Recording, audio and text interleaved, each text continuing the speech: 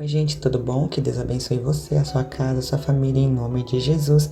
Gênesis capítulo 32. É bom que você esteja acompanhando a leitura, porque agora é o momento em que o Jacó está se preparando para ter um encontro novamente depois de anos com seu irmão Esaú, certo? Diz o texto: E foi também Jacó o seu caminho, e encontraram-nos os anjos de Deus. E Jacó disse, quando os viu: Este é o exército de Deus, e chamou o nome daquele lugar Manaim. E enviou Jacó mensageiros diante da sua face a Esaú, seu irmão, a terra de Seir, território de Edom. E ordenou-lhes, dizendo: Assim direis a meu senhor Esaú: Assim diz Jacó teu servo: Como peregrino morei com Labão e me detive lá até agora. E tenho bois e jumentos e ovelhas e servos e servas, e enviei para o anunciar a meu senhor, para que ache graça aos teus olhos. E os mensageiros tornaram a Jacó, dizendo: Fomos a teu irmão Esaú, e também ele vem a encontrar-te, e 400 varões com ele. Então Jacó temeu muito e angustiou-se, e repartiu em bandos o povo que com ele estava, e as ovelhas e as vacas e os camelos, porque dizia: Se Esaú vier a um bando e o ferir, o outro bando escapará.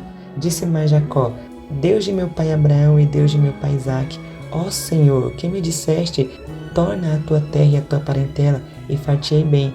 Menor sou eu que todas as beneficências e que toda a fidelidade que tiveste com o teu servo, porque com o meu cajado passei este Jordão, e agora me tornei 2 bandos. Livra-me, peço-te, da mão de meu irmão, da mão de Esaú, porque eu temo, para que porventura não venha e me fira e a mãe com os filhos. E tu disseste: Certamente te farei bem, e farei a tua semente como a areia do mar, que pela multidão não se pode contar. E passou ali aquela noite, e tomou do que lhe veio à sua mão um presente para seu irmão Esaú: 200 cabras e 20 bodes, 200 ovelhas e 20 carneiros, 30 camelos de leite com suas crias, 40 vacas e 10 novilhos, 20 jumentas e 10 jumentinhos. E deu-o na mão dos seus servos cada rebanho à parte. E disse a seus servos: Passai adiante da minha face, e ponde espaço entre rebanho e rebanho. E ordenou ao primeiro, dizendo: Quando Esaú meu irmão te encontrar e te perguntar, dizendo: De quem és? Para onde vais? De quem são esses diante da tua face? Então dirás: São de teu servo Jacó, presente que envia a meu servo, a Esaú, e eis que ele mesmo vem também atrás de nós. E ordenou também ao segundo e ao terceiro e a todos os que vinham atrás do rebanho, dizendo: Conforme esta mesma palavra falareis a Esaú quando os achardes.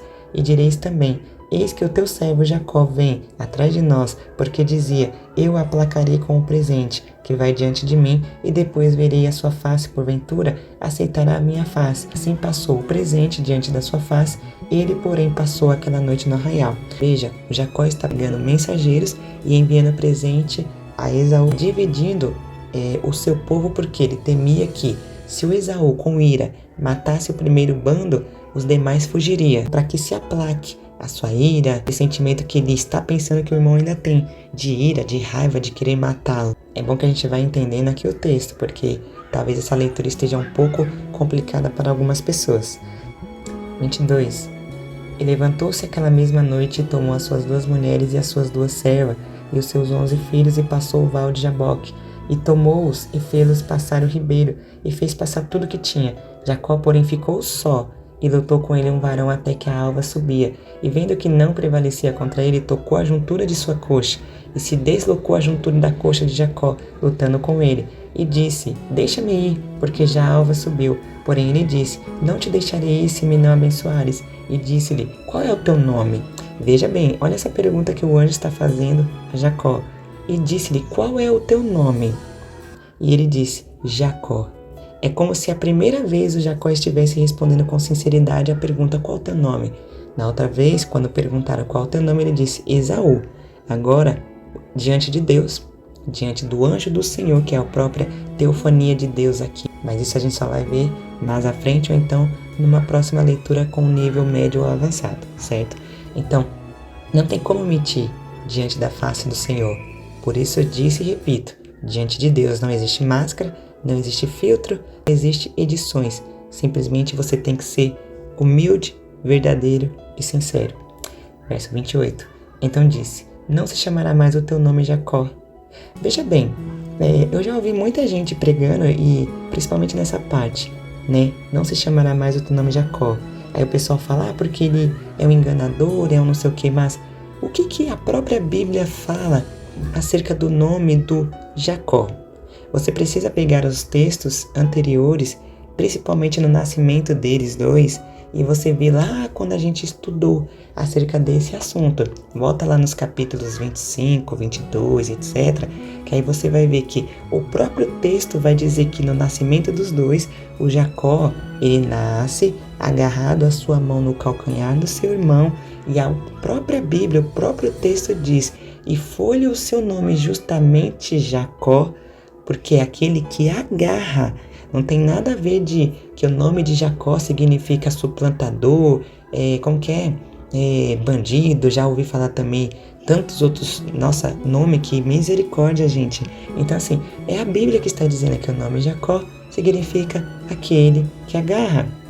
Pronto, é porque depois lá à frente, na hora que o Isaac, vai abençoar o Esaú e vem o Jacó na frente, aquele negócio todo, o Esaú, com sentimento de revolta, de ira, é que diz, o nome dele significa enganador, porque ele já me enganou 2 vezes, mas quem está dizendo isso foi Esaú, no momento de ira, de raiva, de revolta.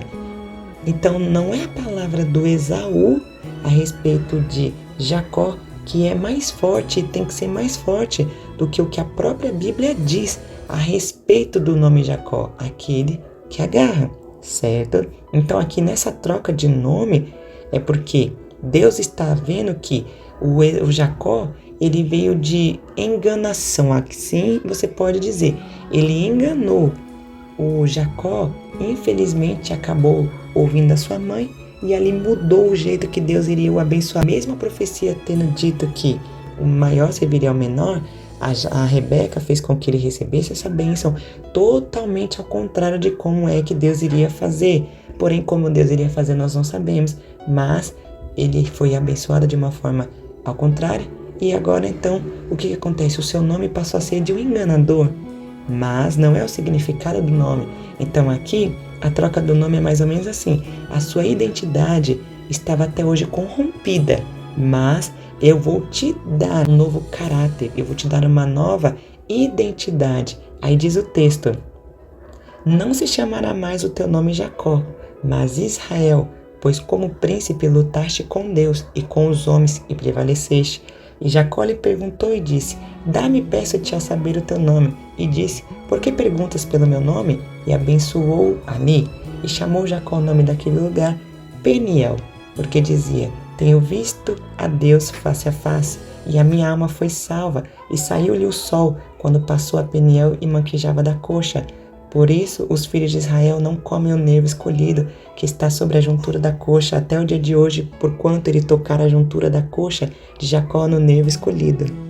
Veja, de todas as informações que há aqui nesse capítulo 32, há algo que eu observo aqui que é muito importante. Nós podemos ouvir a voz de Deus, ser abençoados, ser prósperos, ser cheios de Deus, e mesmo assim ainda enfrentarmos nossas lutas, nossos medos, traumas internos. E isso é ruim, isso nos consome, nos corrói por dentro. Somente quando nós tivermos um encontro real e verdadeiro com Deus, é que tudo isso muda, principalmente o nosso interior e, é claro, o nosso caráter, sabe? Isso tudo o próprio Deus arranca, o próprio Deus tira. Mas enquanto isso não acontece, nós vamos guerreando e muitas das vezes, ou muitos de nós, acabam até o quê? Perdendo. Perde e entra em depressão, ansiedade, angústias, etc. Mas você precisa ter um encontro com Deus. E outro detalhe, todo encontro com Deus, ele nos deixa marca. Toda vez que você olhar para aquela marca que o Senhor deixar no seu corpo, na sua alma, no seu coração, você vai se lembrar que foi necessário para que ele viesse arrancar toda essa impureza, todo esse mal que estava dentro de você, que só ele sabe, porque é só Deus que sonda e conhece os nossos corações. Por isso que o Jacó teve que ter um encontro com o Senhor, para que todo aquele medo, pode ver que ele está o capítulo inteiro com medo do seu irmão Esaú, porque ele estava, sabendo que ele errou. Quando nós erramos, vem medo, vem tudo, mesmo a gente sendo servos do Senhor. Mas graças a Deus, que a misericórdia do Senhor não olha para nós como o homem vê. Ela nos olha como quem olha dizendo, te dou uma chance, te dou uma nova chance. Eu te apresento outras oportunidades de você fazer melhor do que você fez, do que você praticou lá atrás. Então, Jacó está tendo a oportunidade de lutar com Deus. E nessa luta, a qual deixou nele uma marca, foi mudado o seu nome, sua identidade, o seu caráter, para a glória de Deus. Amém? Que Deus tenha falado com você nessa breve meditação e eu te vejo no próximo capítulo, em nome de Jesus.